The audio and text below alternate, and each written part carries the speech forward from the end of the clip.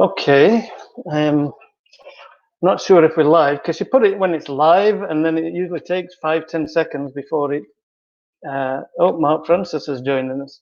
Mark, can you hear me? Good. How you doing, mate? Good. Hey, we're just about to go live this second, so we're going to talk about diving and cheating and players doing all that. So just enjoy yourself. Let's go for it. All right, everybody, we are live. I know we're live now. I've got Barry Walmsley and Mark Francis here with me, and we're going to talk what I think is probably the biggest problem facing football and soccer in the world. And when I say that, I think it's, for a number of reasons. It embarrasses the game. It's cheating, in my opinion.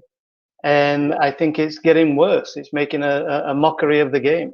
So let me just add Barry and Mark in here, and we'll get talking about it. Okay, that's Barry in there. Hi, Mike. That's What's up, Mark Barry? in there. Hi, Mark. How you doing? Oh, hey, mate. And You're looking very sharp. so before we get on to it, Mark, I've not seen you in years and years. How's things?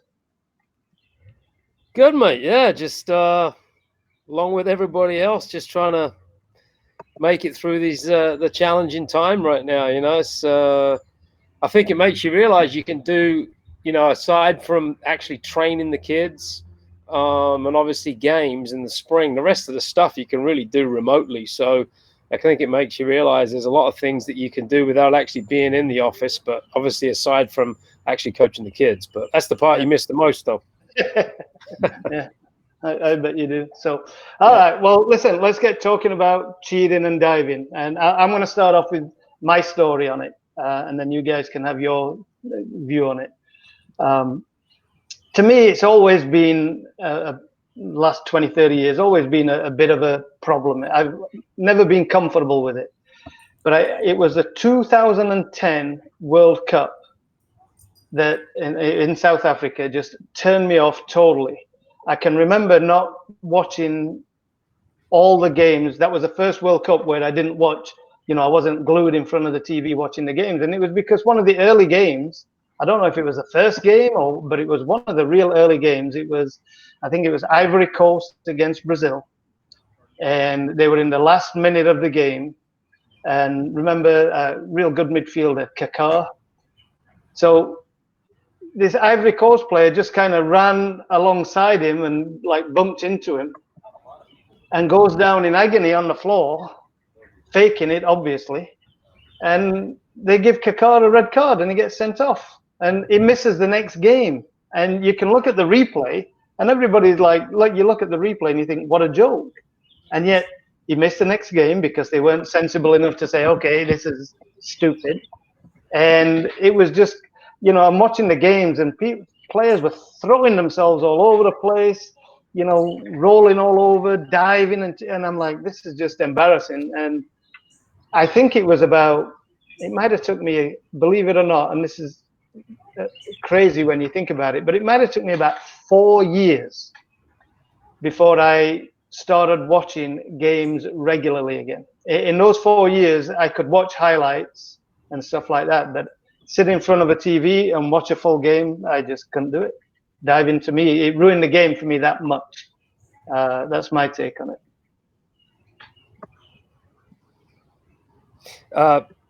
What's interesting, I think, is that, and obviously I coach in the women's game, but if you watch the Women's World Cup last summer, you don't see it in the women's game. I mean, every now and then, but you don't see it even remotely as much as you do at the top level of the men's game. I agree. I'm thinking of the Women's World Cup. Very rarely do you ever see somebody go down. You're like, oh, she's faking it. I'm not sure I remember seeing it even in the knockout games. I mean, where everything's at stake, right? You just don't see it, which is interesting, Well, it is interesting. Yeah, the other thing I would say is that now they've got VAR. That I forget when it was they changed the rules, but you could get carded now for faking, right? Like acting like, right? I just don't think they reinforce it enough. Like, I mean, I watch EPL. I don't think they reinforce it enough. I really don't. Well, I don't think they do it. If you know that you're going to get a card for it, you're likely to do it, right? Especially as often as some of them are doing it. So that's kind of my take. I just don't think they're reinforcing the rule to nullify it out of the game. Yeah, to me, it's amazing how many times, Harry, especially what's your take? As an ex-player, you sit there and you Harry, know that people are playing. muted, mate.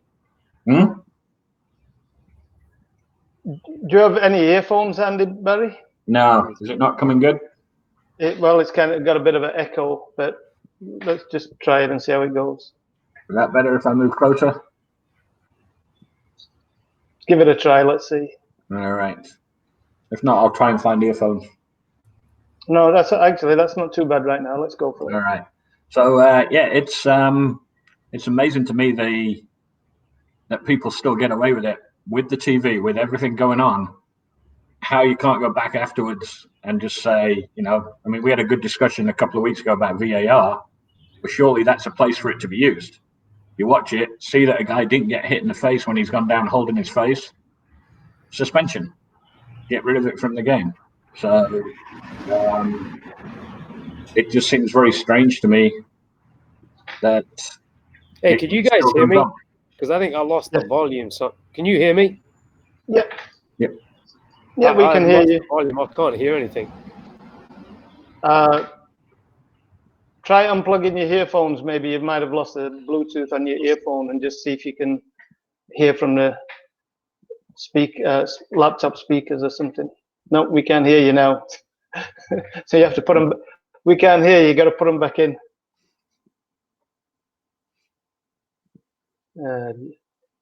Yeah, we can hear you. Can you talk now to see if we can hear you?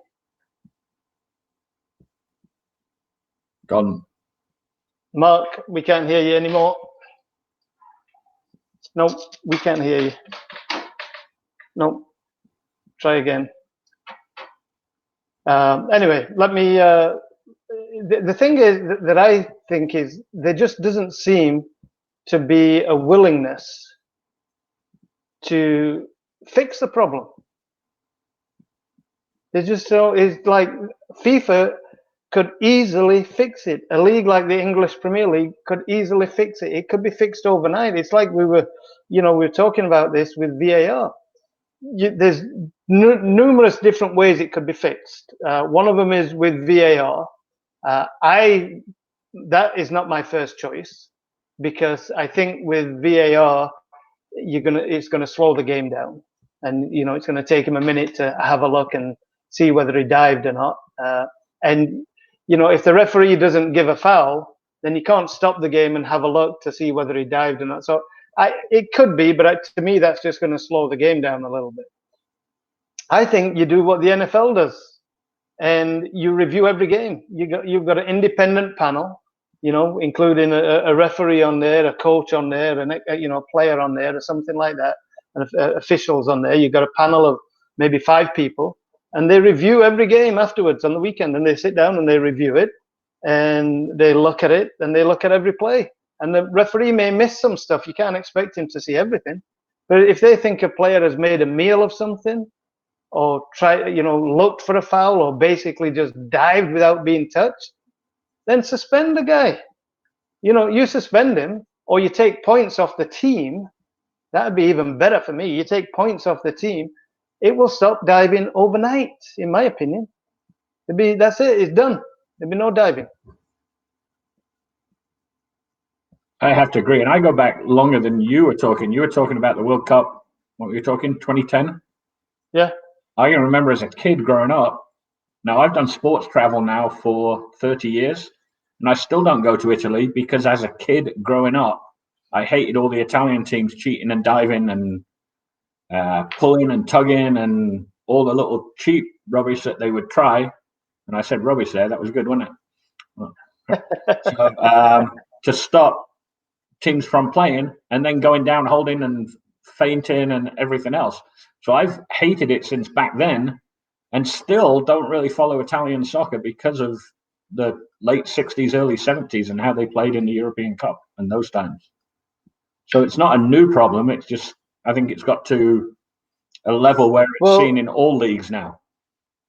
I think I agree. And, I know younger kids, coaches, they'll be thinking, okay, these old guys are talking again. But in the old days, when we were young, before, international players really traveled and moved around, the European tournaments and the European Cup, and even they were great because a team from England would be full of British players, and they'd be playing an Italian team, and they'd be full of Italian players. Now there may be one or two overseas players in there, but that was it. And so basically, you were playing Italians, or you were playing Spaniards, or you were playing French. You were playing players from that country when you played them in the European Cup or a European tournament. And I remember as a kid, it was mostly the Southern Europeans, I would say, were the ones that had a propensity for diving and stuff. I'd be 12 years old, and all I'd seen was a rough and tumble British football. And then you'd go watch a game on TV. It'd be AC Milan or something, and their players would roll over, and they'd be rolling on the ground and thinking they've been shot by a sniper, and you'd be laughing and think, what the heck is that? Well, now with international, the game's gone international, and you've got British teams that might be lucky to have 3 or 4 British players on there because they're from all over the world, and so that has now brought that diving into all 4 corners of the world. I think. Can't hear you. Can't hear you, Mark. Nope. Try closing up, getting your earphones back in, and then opening it back up and see if that works. All right. So Barry, so let's talk about how you can solve this. What do you see as a way to solve it? So, well, number one, I think, is coming up with the fact that they have to start calling it. Right now, they don't even seem to bother about it. That's the thing. And then they've changed they've gone to the stupid handball rule where you can handle the ball in if you're an attacker, it's handball. If a defender, it isn't handball for some reason. They've changed offside rules so many times, and they keep fiddling with the offside rule. But obviously, whoever the powers are that be don't care about diving, else they would have brought in more rules to combat it. And not only the diving, the actual blatant holding your face when you're hitting, when you're not touched, or going down holding your ankle when your ankle wasn't even hit, and all that type of stuff, to me is worse. So I agree. Now let's look at other sports. Let's compare it with other sports, because the only sport I can see where that kind of stuff is in, and it's to a lot lesser degree, is basketball. They call it flopping, don't they? Yeah. In NBA basketball, not so much college basketball, but NBA basketball, and that's it. But any other sport, how would you? Because basically, it's cheating. When you're pretending to be fouled when you haven't been touched, it's cheating. You're trying to cheat. Well, how would that go down in golf? Well, how would that go down? How would that go down in any other sport where you're cheating? If you're cheating in track and field and you're taking drugs, or you're cheating in, I don't know. It just blows my mind that it's allowed to fester and actually get worse over the years. Well, in the NHL, they would still take care of it themselves if somebody was flopping and diving. And guys, I know that we used to watch Tommy Smith, Norman Hunter, even to the days of Vinnie Jones, would have taken care of it themselves. Well, I can remember moving here, and I played in an ethnic league, and I still remember the guy's name, Uwe. He would dive every time anyone got near him. So whenever I played him, I just went in and kicked him and said, "There's your free kick. That's what you want. I'll kick you harder every time."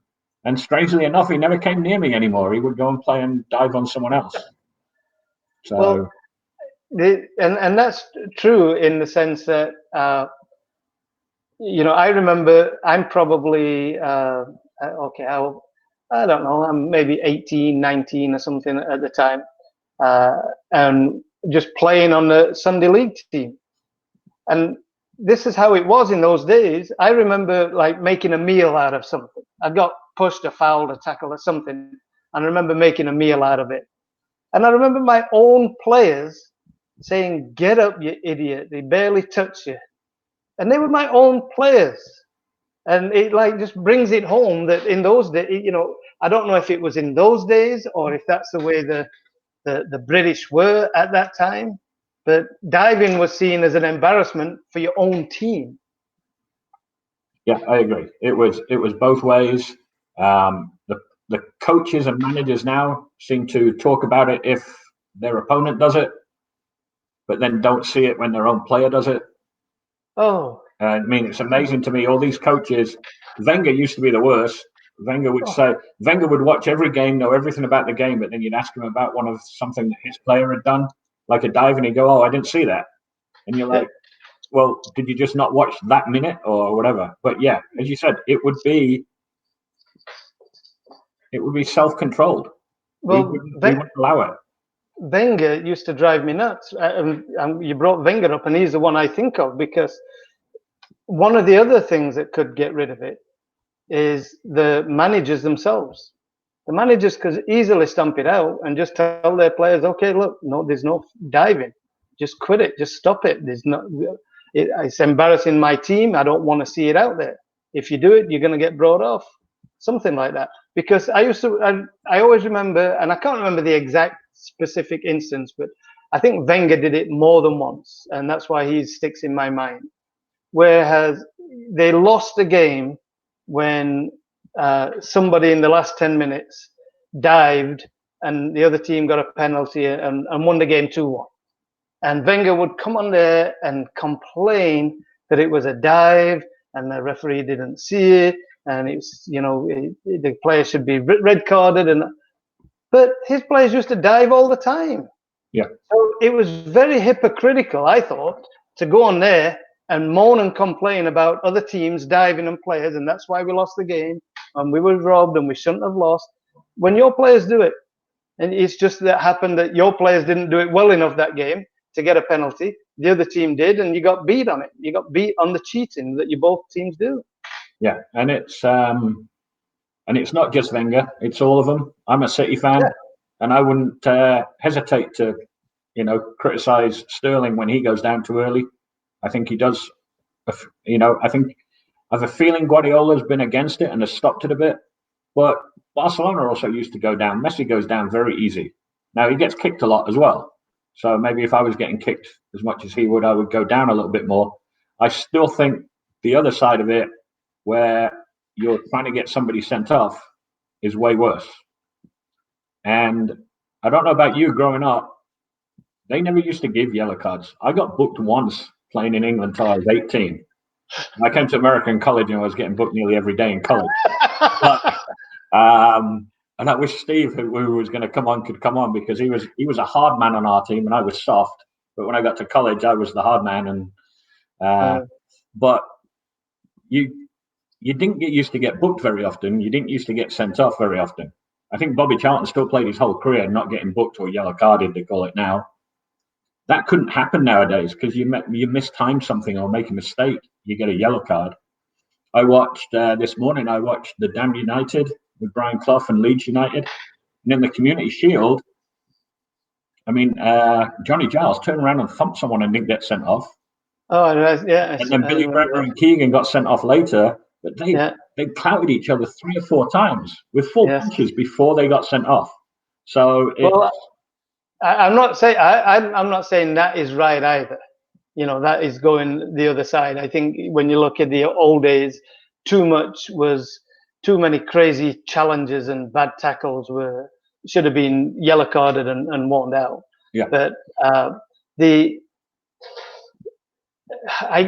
don't really have a problem with players going down a little easy, as you say, because if it's a foul, it's a foul. Now, I know because they do that in basketball. In basketball, the guy dribbling the ball will purposely dribble into somebody, to get a foul, a blocking foul, and the other guy's got to be smart enough to get out of the way. And that's, to me, that's okay. I don't have a problem with that. Where if you're running with a ball and you get bumped off it and you fall down and you get a foul, then you get a foul. Oh, hang on a minute, we might get a mark back. Let me see. Trying. Well, yeah, I think we can hear you now. Can you hear me? Yeah. Yeah. Yeah. Can you hear us? Yeah, I can hear you. No idea what happened.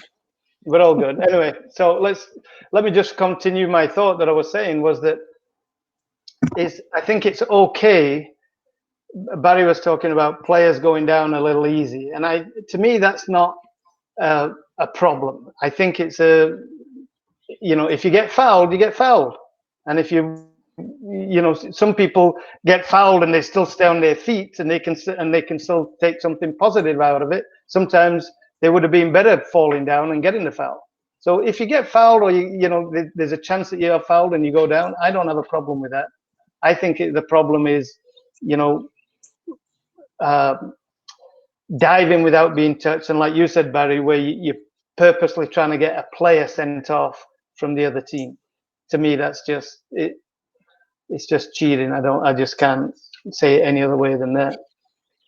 So I was watching a documentary the other day on YouTube about Messi, and he was just talking about different, him growing up, different stuff. And the interviewer asked him at one point, he said, why do you not fall over when people foul you? And they showed a bunch of clips. I mean, you got to figure he's getting fouled more than any other player in the world, probably. Yeah. And they showed a bunch of clips of him getting clipped, like bad fouls. And he basically regains his balance and just keeps going. And he said that ever since he was a kid, he just made the decision that he gets fouled, he's going to try and keep going. So, I mean, that's somebody that probably gets fouled more than anybody else. But he's made the decision that he's not going to just fall for no reason. Even when he is legitimately getting fouled, he's trying to keep his balance. Well, I think that's a good thing, especially when you've got Messi's ability. Just because you're fouled, you may still be able to stay on your feet and go past that guy and create something positive for your team. Mm-hmm. So why go down? And it doesn't work for everybody or in every instance. But yeah. Don't you think though that now, compared to, like you were talking about, Barry, you're pretty old. So back in the day when you were watching the game at home, there's just so much more money involved now, and so the prize at the end of the rainbow is just so lucrative for the clubs. And I don't know if the managers are encouraging people to do that. I do just think it's monkey see, monkey do. I think some of the players see other players doing it, and then they start doing it because it stops the opponent, or it stops the ball in dangerous situations where set pieces make up so many of the goals these days. Now we get a set piece where we can set up from something we've worked on in training. I think the money that's at stake, I think, has influenced people's decisions to try to fake that stuff. Though. Don't you guys think? I think that's part of it. Yes, I do, but Barry and I were talking. I never got paid very much. Yeah. And I can't be that old because I played against you in college. Barry and I were I was young. Yeah, Barry and I were talking while you were off, and one of the things we were talking about was a couple of things. There doesn't seem to be any will from FIFA to get rid of it, because they could easily get rid of it. They could get rid of it in a blink of an eye. And also managers, I don't know if they go and I'm sure some do encourage it, but we were giving the example of how I remember Arsene Wenger doing it quite a few times, moaning and complaining because his team just lost after a player dived, with 10 minutes to go and got a penalty against him, and they lost 2-1 or something. Well, hypocritical of Arsene Wenger, because his players used to dive all over the place anyway. So you can't complain if one team dives and gets a penalty out of it, because your team is doing it all the time as well. So it's hard. It just seems to me that the will to get rid of it is not there, and to me it just blows my mind because it is an embarrassment in my mind. Yeah, I think the other thing too is that, especially in this country, where you've got more than any other country, the population know a lot about soccer. Most countries, everybody knows it's just the sport, right? So I've heard this so many times, and I'm sure you have too. Somebody that's not a soccer fan, you happen to be sitting in the pub watching the game or something, and you'll see somebody dive, and they're like, they don't understand. Like, well, what's he doing? They show the replay. Well, nobody touched him. Like, why is he falling over? So I think it looks bad for our sport. Oh, it does. Like Definitely. Yeah. To the onlooker that maybe is the first time they've ever watched it. Now all of a sudden, I think that is a little bit of the reputation of football at the top level is, they just all dive all over the place, and I mean, you hear it all the time. I do. You're sitting in a sports bar or something watching Champions League, and there'll be some old dude sitting there and watching it, and they see that, and then they can't make sense of it. They don't understand why he's doing it. Yeah, that was one of the things that really annoyed me around the World Cup in 2010. Was I think that might have been, the World Cup was on TV more available, and so more people were watching it all of a sudden. And so people who were not soccer fans, who were watching soccer, they were asking me about. They were doing that. What's he falling over for? Why is he doing that? What's this diving all about? And you've got to try and explain it to them, and it's embarrassing. It's your sport. It's my sport. I play this sport. I love this sport. This is my game. I love it. I earn my living this way, and now I've got to explain to you why these players are, faking they've been fouled and rolling over trying to cheat. It was embarrassing. I do hockey tours as well as soccer tours, and whenever we're on a hockey tour, all the guys give us crap all the time about, oh, you soccer players just roll around. Every time you get hurt, look at us, how we get hit, even at this old age. You guys would be rolling. And I explained, no, that wasn't how I played. But yeah, it is. It's embarrassing to have to defend it all the time that, your top stars especially do roll around. And you watch an NHL hockey game, I mean, they'll skate on with blood coming out of them, everything. And I know soccer players did as well. And I can still remember Terry Butcher coming off playing in white with a fully red shirt from the blood from his head and all that type of stuff. But there is a lot of cheating and rolling around. There's no doubt. But you said it earlier though, Mike, is anytime, just whenever you have an issue within any organization, no matter what it is, so you have an issue with football with this, right? It's got to start from the top. And you said earlier, like FIFA, if they wanted to, they're the ones that could put an end to it by putting a stamp down and saying, because I remember a few years ago, it was tackling from behind. Remember? Because that got out of hand. Yeah. And then they basically said, okay, officials, you've really got to stamp down on this. You don't see it nearly as often now, right? So they made the decision that was important enough because it was affecting the game. But this is affecting the game too, as we've been talking about. Yeah. And they're just, as you said earlier, Mike, they're not doing anything about it. And that's where it's got to start. Well, I think that to me, the easiest way around it is like the NFL does it. You have somebody review, because the game's so fast that the referee is, and players are so good. It's hard for the referee to tell whether the player dived or whether he was fouled. But you can do what the NFL does and review every game on Monday.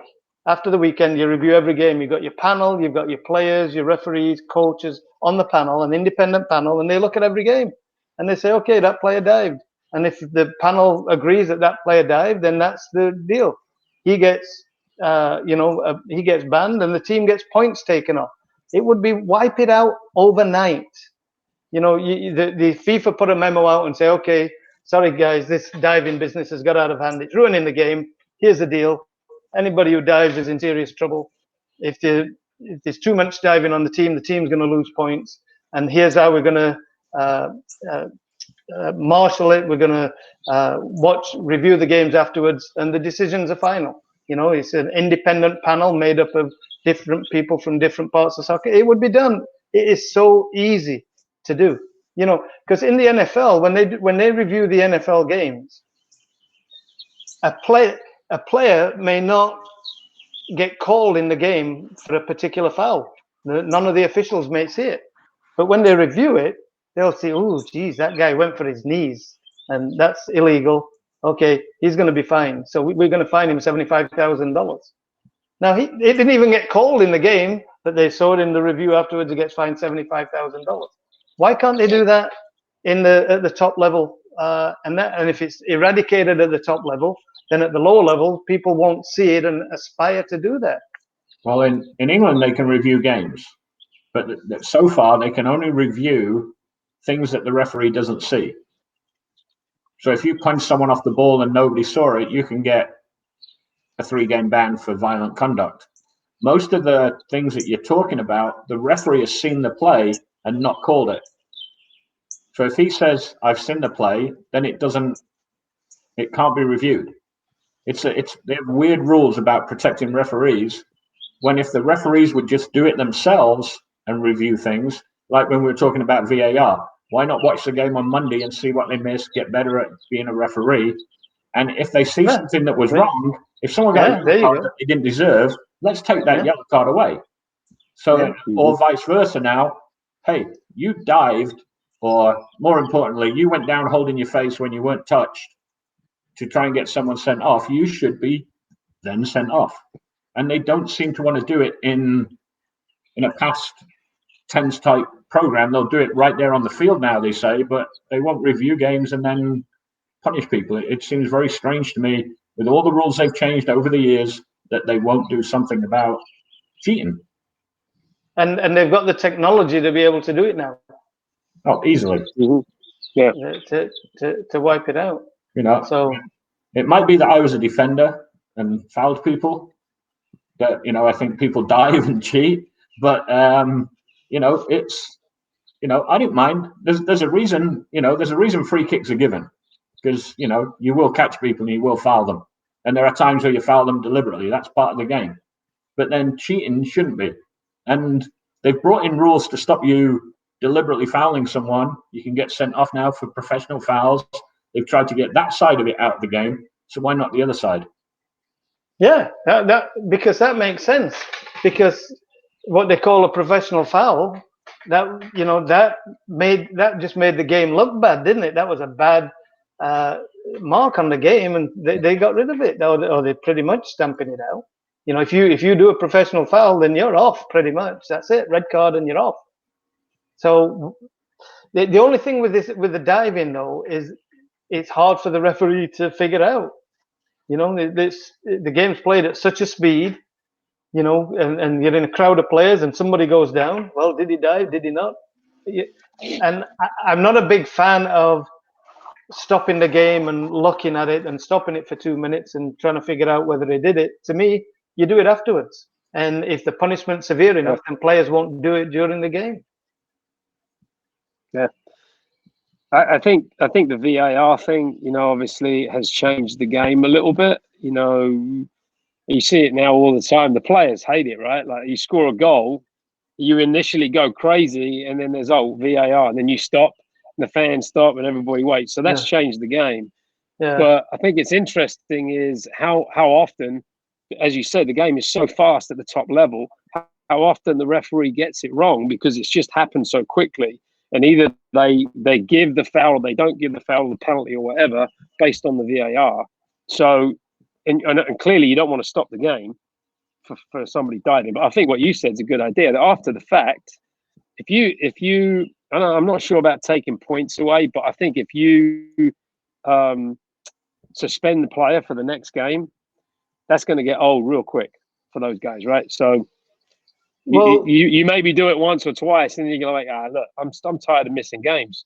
Plus, your manager's going to be like, hey, you got to quit doing that because we've missed you the last couple of games. So, I just think then. Well, I agree with that, but why not say, okay, like they do with yellow cards, you build up an accumulation of yellow cards and you get points, and then eventually you get suspended for games. And you can do it for and I think they have something for team related as well, don't they? If it's so many yellow cards in your team, can you lose points for that? You can't lose points, but you can get a big fine. You get a big fine. So you do that. If you've got to build up enough players diving and getting penalised for diving, at such point, then your team loses points. And yeah, I think that's all right. If it's something that's consistently going on with different players within one team, then I can see that. Yeah, but I think suspending a player would eradicate it very quickly. It really would. Right. So Barry, you're going to get in touch with FIFA to sort it out then? Yeah, I'll try again. Just tell them we've got it sorted out. All they got to do is review the games and suspend players, and it'd be wiped out overnight. But it'd be wiped out overnight. So I keep meaning to bring you that picture of me drinking with Mike Riley, the head of referees. He didn't listen to me that night either, so it's not going to make any difference. So for them. So somebody just put a comment here. Let me just show that comment. Isn't intentionally fouling cheating? Well, yes, it is. But if you intentionally foul somebody, what we call in a professional foul, then most likely you're going to get red carded and sent off. And the difference between that and diving and cheating is sometimes it's hard for the referee to figure out whether the guy has dived or not. Yeah. But usually with an intentional foul, it's usually obvious, right? Yeah, you're the last offender. Guy goes by, you grab him, you pull him. I mean, it's pretty obvious. Usually. And I agree 100%. I think we said that, and that's a good point. If you intentionally foul someone now, even if they're just getting past you and you see them tugging them back a little bit, that's almost automatically a yellow card now. Yeah. So I think they've tried to stop that side of it. I can remember watching Everton for years under David Moyes, and I actually quite like David Moyes, but his Everton teams, especially when they were playing a team like City, United, Liverpool, who wanted to play quick, would deliberately just try and niggle you and foul you all the time to slow the game down, because that's how they wanted to play the game. And they had to intentionally foul you after a while without making it intentional, but they deliberately slowed the game down by fouling all the time. And they've tried to put a stop to that. So now we've got to put a stop to the other side of it as well.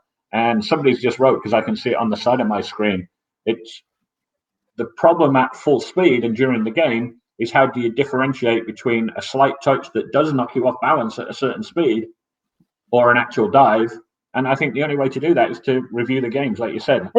Because sorry, Barry, finish off. No, I'm going to say, and bring it in, post game. Well, you're not getting suspended because of this. Yeah, it's hard. I've never been a fan of referees. I think most of them are just useless. But it's a hard job to do. I've tried doing it. I can't do it.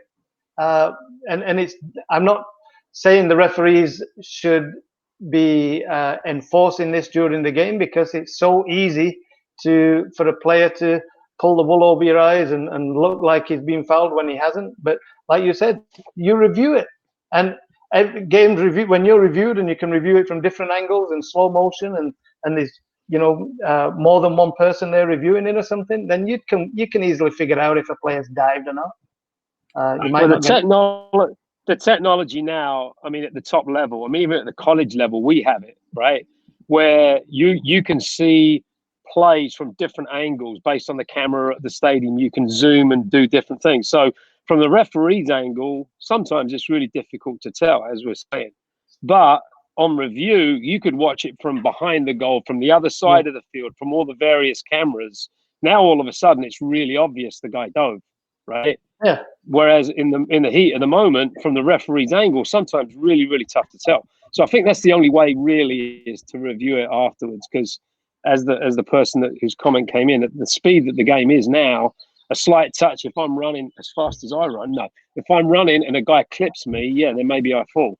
But if you're not quite as quick as me, maybe you don't. But no, but I think the speed now, they're so quick. And everything happens so fast, and the games are so compact that I think in the real time, sometimes it is really difficult to tell. I mean, you could tell that from the VAR, how often things get missed, or they get missed calls because it is so quick. Yeah. Yeah, Barry, when you call in a FIFA, because I do think this is a good idea, that the post-game analysis. Well, So and Mark will agree, actually, that you can actually have some good referees in games. I remember a game in Switzerland with the under-21 national team against University of Kansas. That referee was amazing. Yeah, it just shows you how easy it is to really do that, isn't it? Yeah. Yeah, even at my speed. Yeah. So, Barry, you had tell me you had a Jurgen Klopp story. Jurgen Klinsmann story. Klinsmann, that's right. So this is a true story. This actually happened. If you need, there's a guy called Mike Freed in Philadelphia, or just outside of Philadelphia, who's been on tour with us many a time. And we were at the USYSA convention in Philly back in, well, it was before he came here, so late 90s, maybe 2000s, and he came to a convention. And Mike comes up, and I have a booth at nearly every convention, and I'm stood at the booth, and Mike turns around and he says, "Hey, have you seen that Jurgen Klinsmann's here?" And I went, "No, I haven't." He says, "Well, I'll look for him. He'll be around somewhere." And I said, "Well, it doesn't matter. Every time you'll hear an English voice, he'll fall over." And just as I said it, he walked past and he pretended to dive. He did. He did. Absolutely brilliant. He just threw himself and pretended to dive and stumbled away. I just turned around and smiled. And Mike Freed will back up that story. It was perfect timing. I didn't know he was there, and he had a good laugh with it as well. But he also wore the diving equipment, didn't he, when he went to Spurs, like in the 90s? Yeah. When he signed for Spurs, everybody said, "Oh, you're going to do a diver," and he actually went with a swim mask and snorkel and flippers. Actually, I remember him signing for Spurs, and that was that was a big deal at the time. Was, well, Klinsmann's known for diving. What's going to go on here? Yeah. That's how bad it was at the time. I got a Jurgen Klinsmann story, nothing special, but I went to it was in the '94 World Cup, and I went down to Dallas to watch Germany play South Korea. And in the warm-up before the game, Klinsmann is in the box, and they're putting crosses into him, and he's practicing these like sideways bicycle kicks. Well, he scored with one in the game. Actually scored with a sideways bicycle kick in the game, and before the game he was practicing a few of those. Jeez. So anyway, that's my Klinsmann story. I was impressed with that. Okay, so I think we're about done. There's just one thing I wanted to mention here, because I had it up on my screen, is I looked through, if you just go YouTube and you put football diving or soccer diving, there are just hundreds, maybe thousands of videos of clips of players diving. It is so embarrassing that just one search term will pull so much information like that. And the thing that I was interested in, I was looking at the comments below the videos, and there's a lot of those comments are, similar to, our feelings. Well, this is embarrassing, or, why don't they review this after the game? That player needs punished or red carded for diving, that sort of thing. So it's not just us. I think there's a general consensus of fans who would be really glad to wipe this out of the game and get rid of it, because it spoils the game for a lot of people. 100%. Yeah. And I think the story you were telling, Barry, about Klinsmann going to Tottenham wearing the diving thing, that shows you how long it's been going on, right? I mean, this isn't a new thing. Yeah, that it's was been like going on for 93, 94. Yeah. It's been going on for a while. I think the time that it really started expanding was when player movement started happening. When I think it was it sometime in the late 80s or something, that you could at one point you could have 2 overseas players in British teams, and or maybe European teams as well. Yeah. But then they abandoned that and said, okay, it's a common European market. Player movement is so players can go anywhere. And then all of a sudden, teams were signing overseas players, and that's brought it then to pretty much a worldwide game, I think. So I don't know what time. I'm thinking late 80s maybe, but I'm not sure. But all right, well, guys, thank you so much. Barry, let us know how you get on at FIFA, and hopefully, by the time the season, if you know, maybe they can introduce it for the end of the English Premier League season if they get that in, and we'll get diving out of the way. Well, the Germans are going to start. The German league is going to start. So when I was 15, I went to see Man City play Borussia Mönchengladbach. Yeah. And things go full circle. It's one of the clubs we work at a lot.